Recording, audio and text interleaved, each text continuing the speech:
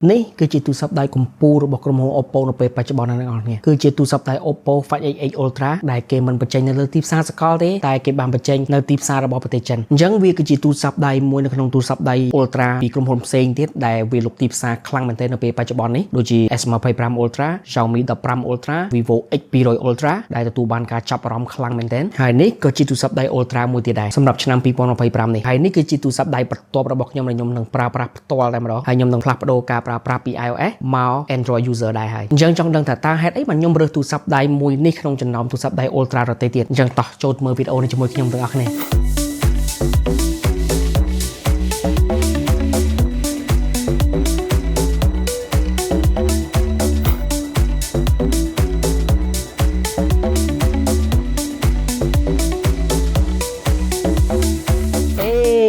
ាស្ដីទាំងអស់គ្នាហ្នឹងហើយស្វាគមន៍មកកាន់វីដេអូថ្មីរបស់ខ្ញុំមួយទៀតហើយអញ្ចឹងវីដេអូមុនយើងបានធ្វើរួចហើយទូរស័ព្ទដៃ OnePlus 13T ហើយវាទទួលបានការចាប់អារម្មណ៍ពីអ្នកទាំងអស់គ្នាច្រើនមែនទែនអញ្ចឹងមិនថា 13T ឬក៏ Find X8 Ultra X200 Ultra អីបើសិនជាអ្នកទាំងអស់គ្នាចង់ស្វែងរកអ្នកទាំងអស់គ្នាអាចតាក់ទងមកខ្ញុំផ្ទាល់បានឬក៏តាក់ទងទៅ Henley Premium Store បានជាមួយនឹងទូរស័ព្ទប្លែកៗដែលអ្នកទាំងអស់គ្នាពិបាករកអីអត់មានអីជាបញ្ហាទេតាក់ទងមកពួកយើងបានអញ្ចឹងមានហេតុផល4ធំៗដែលខ្ញុំសម្រេចចិត្តជ្រើសរើសយក Find X8 Ultra នេះជាជាងយកទូរស័ព្ទដៃ Ultra ដទៃធ្វើជាទូរស័ព្ទដៃផ្ទាល់ខ្លួនបន្តទៅមុខនេះអញ្ចឹងទី1គឺអេក្រង់ទី2គឺ Haptic Engine ទី3គឺថ្មហើយនិងទី4គឺ Software នឹងតែម្ដងទាំងអស់គ្នា ColorOS 15អញ្ចឹងយើងមកនិយាយពីរឿងអេក្រង់មុនគេតែម្ដងទៅដោយសារតែវាគឺជាទូរស័ព្ទដៃ Ultra មួយទៀតក្នុងចំណោមទូរស័ព្ទដៃ Ultra នៅពេលបច្ចុប្បន្នទាំងអស់លើកលែងតែ Galaxy M25 Ultra ទេដែលប្រើប្រាស់អេក្រង់លាតដូចអ្នកនរនេះបានឃើញអញ្ចឹងអេក្រង់គឺរាបស្មើស្អាតតែម្ដងមិនមានកោងអេក្រង់កន្លែងណាទេគឺរាបស្មើស្អាតអញ្ចឹងខ្ញុំបាននិយាយរួចហើយពេលខ្ញុំធ្វើ review ទៅលើ M25 Ultra ហើយខ្ញុំចូលចិត្តអេក្រង់លាតខ្លាំងមែនទែនវាស្រួលប្រើវាមិនចាំងភ្លើងនៅកែមអេក្រង់ទាំង4របស់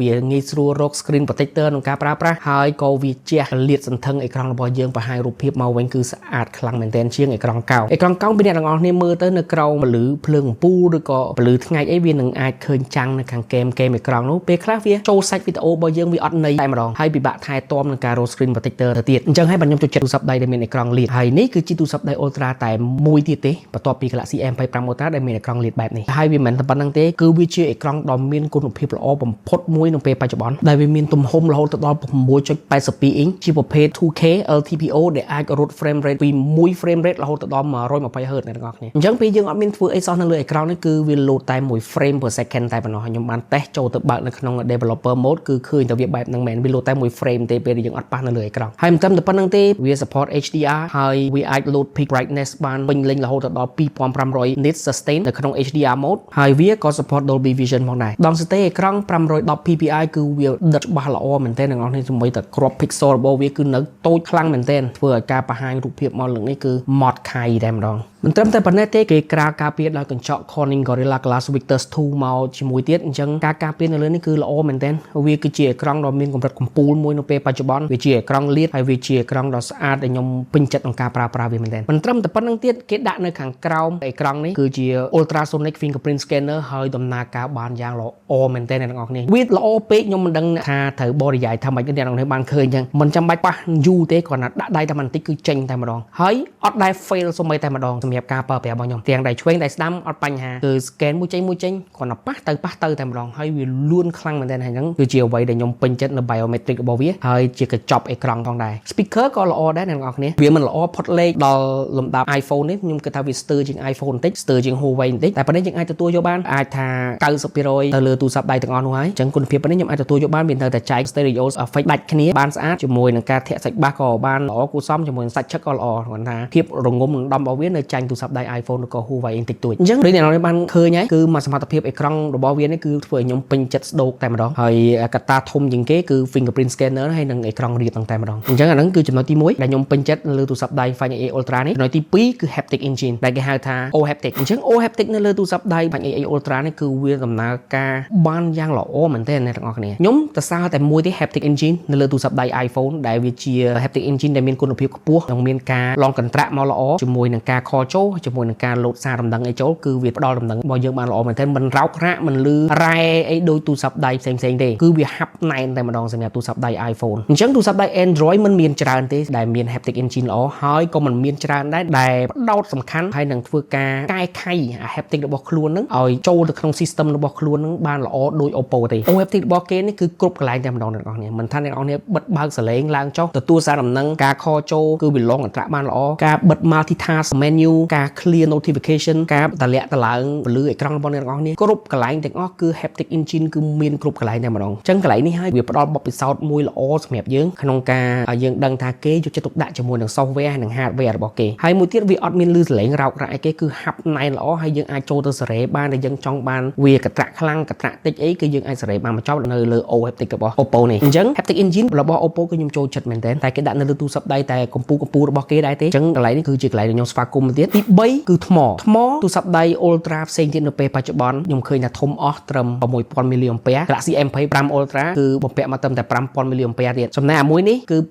6100 mAh អ្នកទាំងអស់គ្នាហើយមិនត្រឹមតែប៉ុណ្្នឹងទេការសាករបស់វាចូលទៅវិញគឺបាន100 W ពេញ Super Book Charge ហើយ Wireless Charge គឺបាន50 W ទៀតអញ្ចឹងទោះបីនៅលើ Vivo X200 Ultra ក៏ដោយថ្មវាត្រឹមតែទំហំ 6000 mAh ទេហើយការសាករបស់វាបានត្រឹមតែ90 W ទេហើយជាមួយនឹងកម្លាំងសាក Wireless បានត្រឹមតែ40 W តែប៉ុណ្ណោះអញ្ចឹងថ្មគឺវាធំជាងគេវាជាប្រភេទថ្មប្រភេទថ្មីគឺ Silicon Carbon ដូច្នេះការប្រើប្រាស់របស់វាគេញាត់មកធំមែនតែកម្រាស់នៅរក្សាទូរស័ព្ទបានស្ដើងល្អត្រឹមតែ 8.8 មីលីម៉ែត្រតែប៉ុណ្ណោះហើយញាត់ថ្មបានទំហំធំជាងគេ 6100 mAh ទៀតហើយជាមួយនឹងការប្រើប្រាស់របស់វាអ្នកទាំងអស់គ្នាគឺ perfect តែម្ដងសម្រាប់ខ្ញុំផ្ទាល់អ្នកប្រើប្រាស់ទូរស័ព្ទដៃ iPhone ខ្ញុំគិតថាទូរស័ព្ទដៃ iPhone មានថ្មល្អហើយតែខ្ញុំអាចប្រើប្រាស់ប្រហែលជា4ទៅ5ម៉ោងក្នុងមួយថ្ងៃ screen on time សម្រាប់ iPhone គឺអស់ហើយសល់ 15% ឬក៏ 20% ត្រូវផ្សាក់ថ្មបន្ថែមសម្រាប់អានេះអត់ទេអ្នកនរគ្នា6ម៉ោងទៅ7ម៉ោងហើយមកដល់ផ្ទះហើយយើងនៅអាចសល់ទឹក 25-30% ទៀតអញ្ចឹងវាល្អមែនទែនសម្រាប់ការប្រើប្រាស់របស់ខ្ញុំហើយការសាក់ថ្មចូលទៅវិញអ្នកនរគ្នាពី0ដេកស្អាតទៅ 50% 16នាទីបន្ថែមតែ14នាទីទៀតគ្រប់40នាទីគឺបញ្ចូលពី0ទៅ100ពេញតែម្ដងអញ្ចឹងវាលឿនមែនទែនហើយវាផ្លាស់ប្ដូរទម្លាប់នៃការប្រើប្រាស់ទូរស័ព្ទរបស់ខ្ញុំអត់ឆ្លេឆ្លាររកឆ្នាំងសាកដើម្បីសាកថ្មទៀតទេបើមិនជាអស់ខ្លាំងប្រហែលជា25នាទីទៅកន្លះម៉ោងគឺខ្ញុំអាចសាកថ្មពី20ទៅ100%ពេញវិញបានយ៉ាងស្រួលតែម្ដងអញ្ចឹងខ្ញុំលែងខ្វាយខ្វល់ពីរឿងថ្មតែម្ដងនៅលើទូរស័ព្ទដៃ Find X Ultra នេះគឺវាល្អមែនទែនចំណុចចុងក្រោយដែលទាញអារម្មណ៍របស់ខ្ញុំមកប្រើប្រាស់ទូរស័ព្ទដៃ Find X Ultra នេះគឺ ColorOS 15អ្នកទាំងអស់គ្នា ColorOS 15នេះដូចខ្ញុំបានធ្វើការនិយាយប្រាប់អ្នកទាំងអស់គ្នារួចហើយពីការធ្វើវីដេអូទៅលើទូរស័ព្ទដៃ OnePlus 13T ថាវាគឺជា operation system មួយដ៏ល្អមែនទែនជាមួយនឹងការ optimization របស់គេជាមួយនឹង chip ហើយនឹង software របស់គេដូចខ្ញុំបាននិយាយចឹងគឺ Trinity Engine ដែលមាននៅក្នុង ColorOS 15ដែលគេបាន optimize ហើយនឹងការប្រើប្រាស់ឲ្យអស់សមត្ថភាពរវាង hardware របស់គេជាមួយនឹង software ហ្នឹងគឺគេធ្វើឲ្យដំណើរការ ColorOS នេះគឺ run smooth តែម្ដងអ្នកទាំងអស់គ្នាអ្វីដែលអ្នកទាំងអស់គ្នាប្រើចេញចូលកម្មវិធីបិទបើកកម្មវិធីទៅមកមិនមែនជាបញ្ហាគេគឺវារលូនស្អាតតែម្ដងហើយអ្វីដែលខ្ញុំពេញចិត្តជាងគេនោះគឺការបិទបើកកម្មវិធីមិនចាំបាច់វាចប់ animation ហើយបានយើងចុចបានមួយទៀតអាហ្នឹងគឺខ្ញុំអណយខ្លាំងនៅលើ iPhone អ្នកទាំងអស់គ្នាមិនជឿទេអ្នកទាំងអស់គ្នាអាច try ទៅ iPhone របស់អ្នកទាំងអស់គ្នាបិទហើយ animation ចប់ចុចមួយទៀតបានវាមកហើយបិទកម្មវិធីហ្នឹងចាំវា load animation ដល់ក្រោមអស់ចុចមួយទៀតបានវាមកអានេះអត់ទេអ្នកទាំងអស់គ្នាអ្នកទាំងអស់គ្នាឆ្កឹះឡើងចុចមួយទៀតគឺមកអញ្ចឹងវាធ្វើឲ្យអារម្មណ៍ពេលអ្នកទាំងអស់គ្នាប្រើវាអត់ខុសគ្នាអីច្រើនតែគ្រាន់តែអារម្មណ៍ដែលយើងប្រើប្រាស់ហើយយើងបានចុចវារួចហើយគឺវានឹងផ្ដល់អារម្មណ៍ smooth មកឲ្យយើងអញ្ចឹងកន្លែងនេះហើយដែលខ្ញុំពេញចិត្តនឹងការ optimize របស់ ColorOS មែនទែនម្ដងទៀតគឺខ្ញុំបញ្ជាក់នៅលើ Find X Ultra នេះគឺគេមិនបញ្ចេញ global version ទេគឺវាជា China version ហើយ China version នេះអ្នកនរគ្នាតែងតែបារម្ភគឺរឿង notification ដូចខ្ញុំបានបញ្ជាក់នៅលើវីដេអូមុនរបស់ខ្ញុំរួចហើយ OnePlus 13T notification គឺ load ធម្មតាអ្នកនរគ្នាពេលអ្នកនរគ្នាផ្លាស់ប្ដូរមកភ្លាមវាអាចនឹង delay ព្រោះថាវាថ្មីសម្រាប់បទពិសោធន៍របស់ខ្ញុំចូលទៅបើកក្នុង setting ឲ្យអស់គ្រប់កម្មវិធីហើយទុកពេលឲ្យវាប្រហែលជាមួយថ្ងៃពេលនោះវានឹង load មកតាន់ធម្មតាវិញខ្ញុំបានធ្វើ test ច្រើនដែរសាក message សាកអីចូលឲ្យគេ message មកអីចូលបិទអេក្រង់ sleep បាត់ក៏ដោយក៏នៅតែមកធម្មតាដែរអញ្ចឹងអត់បញ្ហាទេអ្នកនរគ្នាគាត់ណាអ្នកនរគ្នាត្រូវចូលទៅបើកក្នុង setting ឲ្យអស់គ្រប់ notification គ្រប់កម្មវិធីអញ្ចឹងណាហើយទុកពេលវាមួយថ្ងៃអីទៅដើម្បីឲ្យវា load តាន់មកវិញអញ្ចឹងអត់បញ្ហាទេរឿង notification អ្នកនរគ្នាអញ្ចឹង4ចំណុចនេះហើយដែលធ្វើឲ្យខ្ញុំជ្រើសរើសយកទូរស័ព្ទដៃ Find X Ultra នេះជាជាងទូរស័ព្ទដៃ Ultra ដទៃទៀតដូចជា Xiaomi Vivo ឬក៏ M25 Ultra ហើយវាមិនចប់តែប៉ុណ្្នឹងទេអ្នកនរគ្នាវានៅមានការរចនានិងបែបបទរបស់វា premium ការរចនាសាច់កញ្ចក់ខាងក្រោយមានភាពគ្រើមរលោងស្អាតជាមួយនឹងពណ៌សរបស់ខ្ញុំនេះជាមួយនឹងការដាក់មកបន្ថែមជាមួយនឹងកាមេរ៉ាបតុនដែលយើងអាចប្រើក្នុងការថតរូបហើយនឹងធ្វើជាកាមេរ៉ា control តែគេអាច control បានត្រឹមតែ zoom in and out តែប៉ុណ្្នឹងទេអត់បានច្រើនទេហើយវាក៏មិនជា two stage button ដូចទូរស័ព្ទដៃ iPhone ឬក៏ Vivo ដែរចឹងឡើយនេះនៅរៀងស្ទើរការរចនាឈូសជ្រុងទាំង4ស្មើស្អាតទាំងឆ្វេងទាំងស្ដាំទាំងលើទាំងក្រោមគឺវាស្អាតមែនទែនអាក្រោះការពារទឹកគេបំពាក់មកមិនត្រឹមតែពេញលេញទេគឺហួសទៀតទាំងអស់គ្នាក្នុងនេះគឺ IP69 វាអាចទ្រាំទ្រជាមួយនឹងការបាញ់ទឹកមិនត្រឹមតែជំមុជទេគឺបាញ់ទឹក jet stream ឬក៏ដាក់នៅក្នុងម៉ាស៊ីនលាងចានក៏មិនមែនជាបញ្ហាដែរតែខ្ញុំមិនដឹងថាយកទូរស័ព្ទទៅដាក់ក្នុងហ្នឹងធ្វើ អីទេតែគាត់ថាការបំពាក់មកឲ្យលើសសមត្ថភាពបែបនេះគឺវាធ្វើឲ្យយើងមានអារម្មណ៍ល្អការប្រើប្រាស់របស់យើងក៏មិនខ្លាចវាចូលទឹកចូលអីខូចទូរស័ព្ទធ្វើយីដែរអញ្ចឹងអត់តែបំពាក់មកល្អយើងរត់តែសប្បាយចិត្ត IR Blaster ក៏នៅតែមានបន្តបំពាក់មកនៅលើនេះគឺយើងអាចបញ្ជាទទួលបញ្ជាសិនជាអីបានអញ្ចឹងការរចនាបែបបទរបស់វានិងការបំពាក់ឲ្យក្រោះអីមកហ្នឹងគឺរត់តែធ្វើឲ្យខ្ញុំឆ្លាញ់ទូរស័ព្ទដៃនេះទៀតយើងឃើញថាគេបំពាក់មកបតុងនៅខាងឆ្វេងគឺ shortcut button ដូចទៅនឹង OnePlus 13T ដែរអញ្ចឹងវាដូចគ្នាទេអ្នកនរអស់គ្នាអាចធ្វើការ set mute ឬក៏ ring ឬក៏ silent បើក flash បិទ flash do not disturb អីផ្សេងៗហ្នឹងអ្នកនរអស់គ្នាអាច set នៅលើ shortcut button នេះបាននៅខាងក្រោមគឺមានរុនដាក់ SIM បាន2ជាមួយនឹងរុនសាកថ្ម USB Type C ជាមួយនឹង microphone ហើយនឹង speaker ដែលជាប្រភេទ stereo បូកនៅខាងលើ earpiece អ្នកនរអស់គ្នាអញ្ចឹងប៉ុណ្្នឹងហើយយើងអត់ទាន់បានទាំងនិយាយពីសមត្ថភាពកាមេរ៉ាទេផងអញ្ចឹងគឺគេចាប់ដៃគូសហការជាមួយក្រុមហ៊ុន Hasselblad ទៅហើយឆ្នាំនេះហើយគេបំពាក់មក quad 50 megapixel កាមេរ៉ាមានន័យថាកាមេរ៉ា50 megapixel 4គ្រាប់តែម្ដងអញ្ចឹង main range របស់វាគឺ Sony LYT 900ដែលជាប្រភេទ sensor មានទំហំ1 inch អ្នកទាំងអស់គ្នាមាន aperture 1.8 និង focal length របស់វា 24 mm ហើយ lens នេះគឺមាន OIS មកជំនួយ lens ទី2គឺ50 megapixel ដូចគ្នា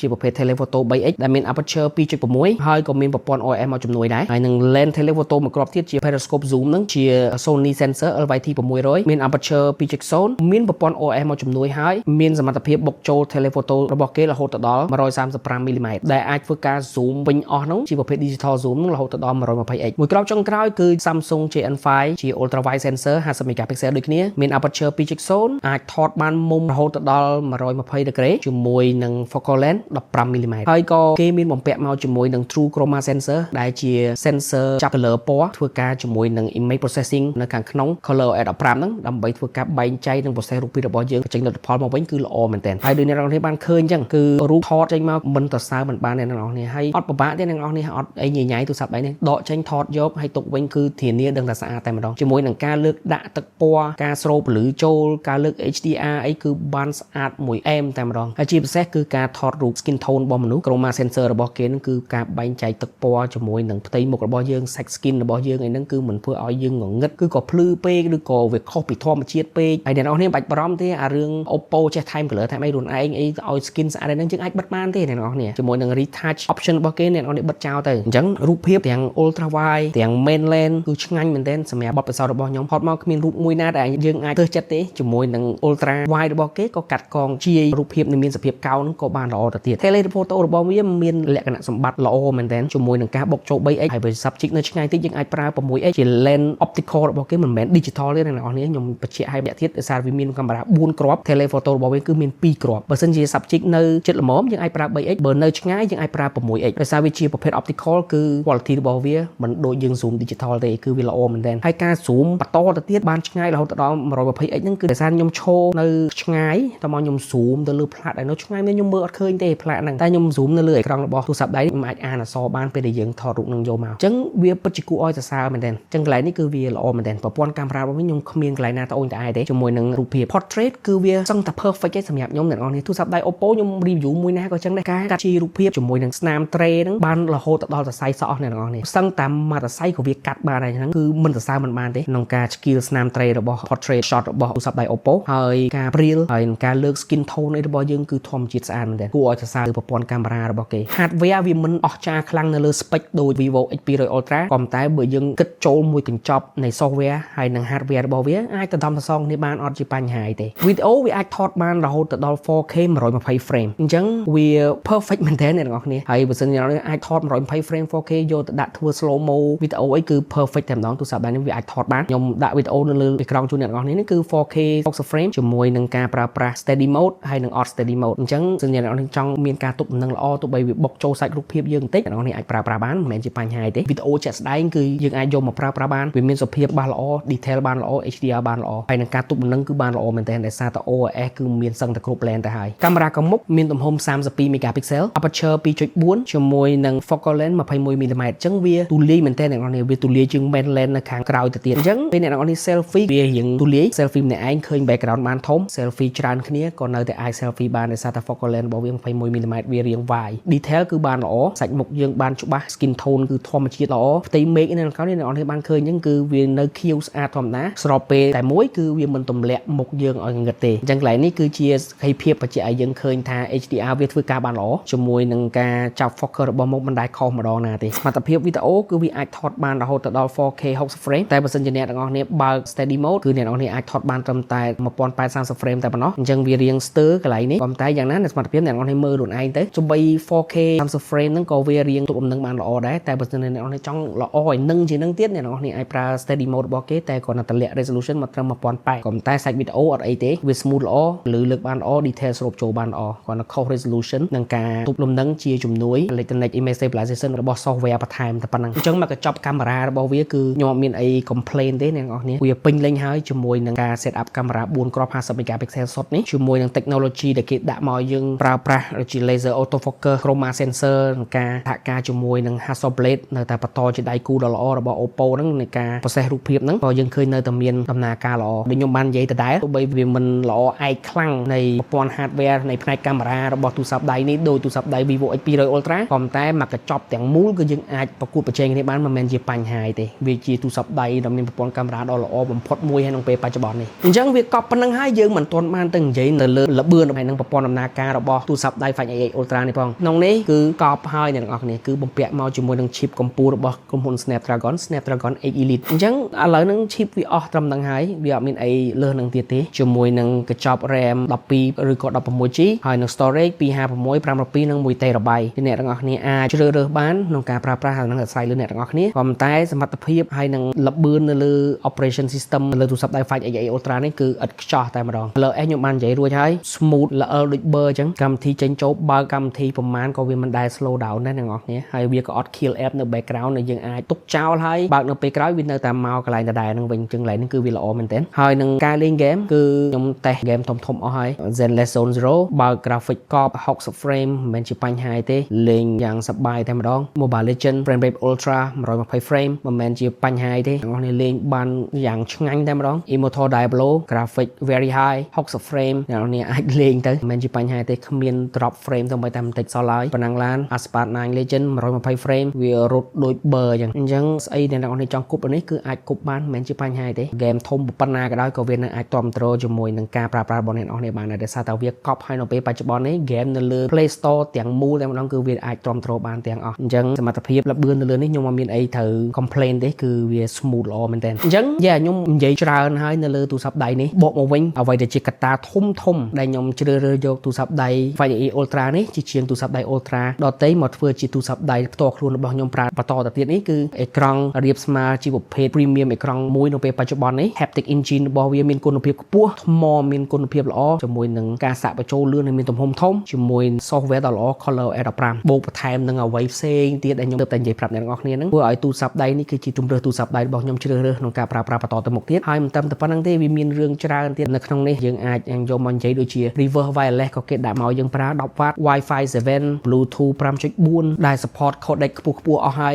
aptX LHDC5 LDAC គឺមានមក play តែម្ដងជាមួយនឹងអង្គតែន 5G គឺដាក់មកពេញលេញស្អាតតែម្ដងទាំងអស់នេះអញ្ចឹងអាហ្នឹងគាត់ជាចំណុចទូដែលយើងអាចយកមកញាត់បន្ថែមនៅលើនេះទេអញ្ចឹងសរុបមកវិញគឺវាជាកញ្ចប់ទូរស័ព្ទដៃ Ultra ដ៏ខ្លាំងមួយនៅពេលបច្ចុប្បន្ននេះហើយបូកសរុបគ្នាទាំងអស់នៅអ្វីដែលខ្ញុំប្រាប់អ្នកទាំងអស់គ្នាទៅជាហេតុផលដែលធ្វើឲ្យខ្ញុំជ្រើសរើសយកទូរស័ព្ទដៃ Find X8 Ultra នេះយកមកប្រើប្រាស់ជាទូរស័ព្ទដៃប្រចាំថ្ងៃរបស់ខ្ញុំបន្តទៅមុខទៀតទាំងហើយអញ្ចឹងវីដេអូនេះខ្ញុំមានតែប៉ុណ្្នឹងទេសង្ឃឹមតែអ្នកទាំងអស់គ្នាចូលចិត្តហើយបើសិនជាចូលចិត្តកុំភ្លេចចូលរួម Subscribe ទាំងអស់គ្នាផងព្រោះថាអ្នកទាំងអស់គ្នាច្រើនមែនទែនដែលទស្សនាវីដេអូរបស់ខ្ញុំហើយមិនតន់មកចុច Subscribe ទេអញ្ចឹងបើសិនជាទស្សនាវីដេអូរបស់ខ្ញុំហើយចូលចិត្តចុច Like ផង Share វីដេអូនេះទៅអ្នកដទៃឲ្យគាត់បានឃើញផងតាមត្រូវគាត់កំពុងតែស្វែងរកទូរស័ព្ទដៃ Ultra មួយដើម្បីប្រើប្រាស់ក៏យើងតាមត្រូវដែរហើយបើសិនជាត្រូវការទូរស័ព្ទដៃអ្នកទាំងអស់គ្នាអាចតាក់ទងមកខ្ញុំផ្ទាល់បានឬក៏តាក់ទងទៅ Henley Premium Store បានមិនថាទូរស័ព្ទដៃនេះទេឬទូរស័ព្ទដៃផ្សេងទៀត Android ឬក៏ iPhone អីដែលអ្នកទាំងអស់គ្នាពិបាករកហ្នឹងអ្នកទាំងអស់គ្នាអាចតាក់ទងមកពួកយើងបានដែល Telegram link គឺខ្ញុំនឹងដាក់នៅក្នុង description នៅខាងក្រោមឬក៏ Facebook នៅខាងលើអញ្ចឹងវីដេអូនេះខ្ញុំមានតែប៉ុណ្្នឹងទេហើយខ្ញុំនឹងជួបអ្នកទាំងអស់គ្នានៅវីដេអូក្រោយទៀត